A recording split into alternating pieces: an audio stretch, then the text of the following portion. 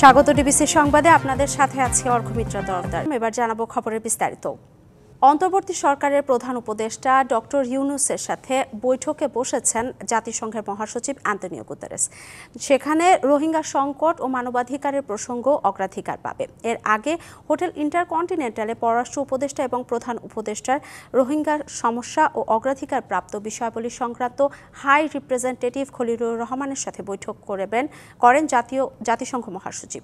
ওই বৈঠকেও প্রাধান্য পায় রোহিঙ্গা ইস্যু। এরপর অ্যান্তনিও গুতেরেসকে সাথে নিয়ে কক্সবাজারের রোহিঙ্গা আশ্রয় শিবির পরিদর্শন যাবেন প্রধান উপদেষ্টা ডক্টর মোহাম্মদ ইউনুস। সন্ধ্যায় অন্তত 1 লাখ রোহিঙ্গার সঙ্গে ইফতার শেষে রাতে ঢাকায় ফিরবেন তারা। জাতিসংঘ মহাসচিব অ্যান্তনিও গুতেরেসকে সাথে নিয়ে একই সাথে বিমানে ঢাকা থেকে কক্সবাজারে যাবেন প্রধান উপদেষ্টা ডক্টর মোহাম্মদ ইউনুস। রোহিঙ্গা আশ্রয় শিবির পরিদর্শন করবেন তারা। অন্তত 1 লাখ রোহিঙ্গার সঙ্গে ইফতার শেষে রাতে ঢাকায় ফিরবেন তারা। কক্সবাজারে আছেন সহকর্মী মনিরুল সোহাগ, সরাসরি চলে যাচ্ছি তার কাছে। সোহাগ, গুতেরেসের সাথে এখানে রোহিঙ্গা সংকট এবং মানবাধিকারের প্রসঙ্গ অগ্রাধিকার পাবে বলে জানা গেছে। এছাড়াও জাতিসংঘ মহাসচিবের কর্মসূচি নিয়ে বিস্তারিত জানাবেন। আসলে এই সফরটি একটি গুরুত্বপূর্ণ সফর এবং রোহিঙ্গা ক্যাম্প পরিদর্শন এবং এখানে যে সকল কর্মসূচি রয়েছে সেগুলোর আলাদা একটি গুরুত্ব রয়েছে। কারণ আপনি জানেন যে দীর্ঘ বছর ধরে যে সমস্যা, যে সংকট মোকাবেলা করা সম্ভব হয়নি ওই অর্থে, সেটির আসলে নতুন একটি সম্ভাবনা দেখছেন অনেকেই। কারণ অন্তর্বর্তীকালীন সরকারের প্রধান নোবেলজয়ী ডক্টর মোহাম্মদ ইউনুস এবং জাতিসংঘের মহাসচিবের এই যে যৌথ পরিদর্শন এবং যৌথ কর্ম পরিকল্পনা যেগুলো রয়েছে, সেখান থেকে আসলে একটি সুন্দর বা সফল কোনো ফলাফল আসতে পারে এটি আসলে মনে করছেন অনেকেই। এবং এত বছর পরেও কিন্তু রোহিঙ্গা জনগোষ্ঠী যারা রয়েছেন তারা আসলে চাচ্ছেন তাদের মাতৃভূমি অর্থাৎ তাদের জন্মভূমি, যে জায়গা থেকে তারা বিতাড়িত হয়েছেন, সেই জায়গাটি নিরাপদ হোক এবং তারা সেখানে যাতে নিরাপদে সবাইকে নিয়ে ফিরে যেতে পারেন সেই প্রত্যাশা কিন্তু তাদের রয়েছে। তবে দীর্ঘ পিছনের যে বছরগুলো, সেই বছরে যে সকল উদ্যোগ ছিল এবং আন্তর্জাতিকভাবে যে সহায়তা বা যে অবস্থান ছিল সেটিতে আসলে সফল হওয়া যায়নি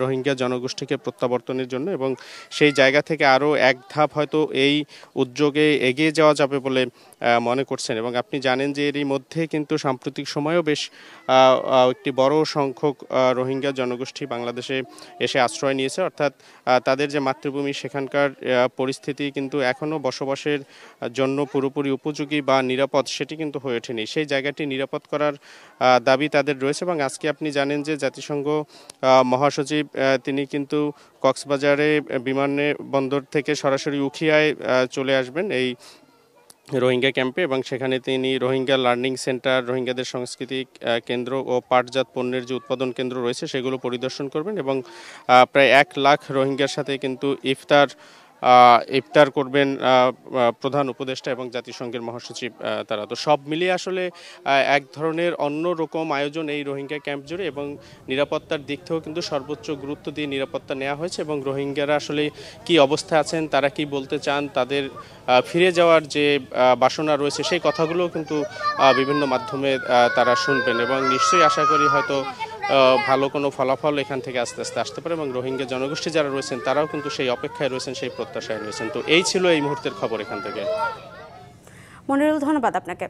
শিশু আসিয়ার মৃত্যুতে মাগুরার শ্রীপুরে জারিয়া গ্রামে শোকের ছায়া নেমে এসেছে। সকাল থেকেই তার বাড়িতে ভিড় করছেন স্বজন ও স্থানীয়রা। ধর্ষকের সর্বোচ্চ শাস্তি হিসেবে ফাঁসির দাবি করেন সবাই। এদিকে আসিয়ার বাড়িতে তার পরিবারের প্রতি সমবেদনা জানাতে গিয়েছিলেন মহিলা দলের সভাপতি আফরোজা আব্বাস। আসিয়ার মৃত্যুতে দোষীদের শাস্তির দাবিতে মাগুরায় বিক্ষোভ কর্মসূচির কথা রয়েছে। এর আগে গতকাল মাগুরায় শ্রীপুরে জারিয়া গ্রামে দাফন করা হয় শিশু আসিয়াকে। মাগুরা শহরে বোনের বাড়ি বেড়াতে গিয়ে ধর্ষণ ও নিপীড়নের শিকার হয়ে প্রায় 8 দিন মৃত্যুর সাথে লড়াই করে গতকাল দুপুরে মারা যায় শিশু আসিয়া।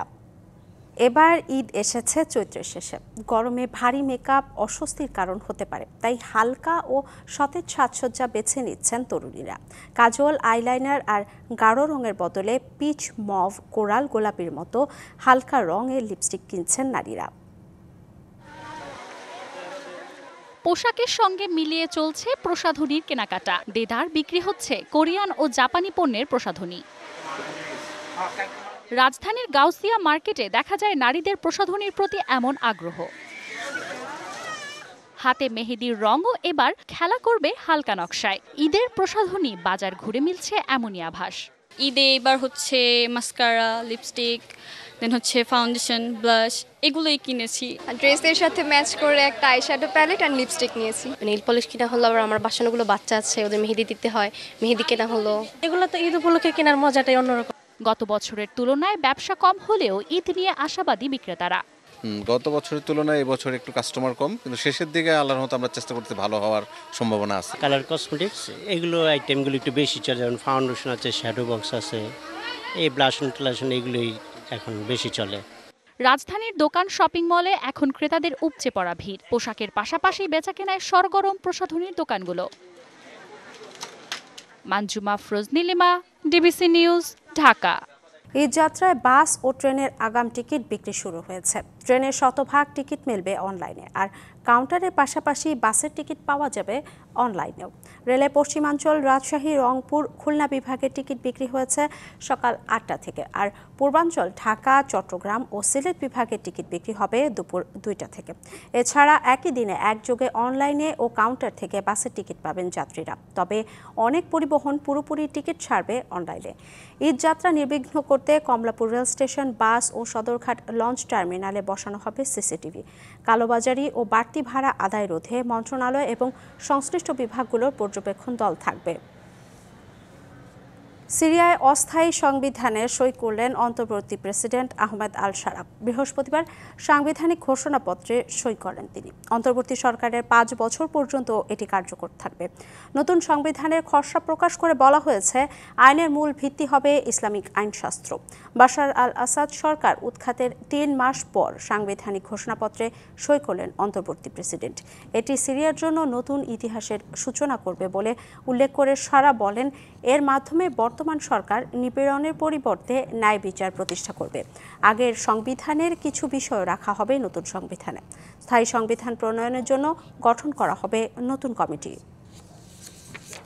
ডিবিসি সংবাদ এই ছিল এখনকার মতো। ডিবিসি নিউজের সংবাদগুলো পড়তে ভিজিট করুন dbcnews.tv আর ভিজিট করুন ডিবিসির ফেসবুক পেজ এবং ইউটিউব চ্যানেল।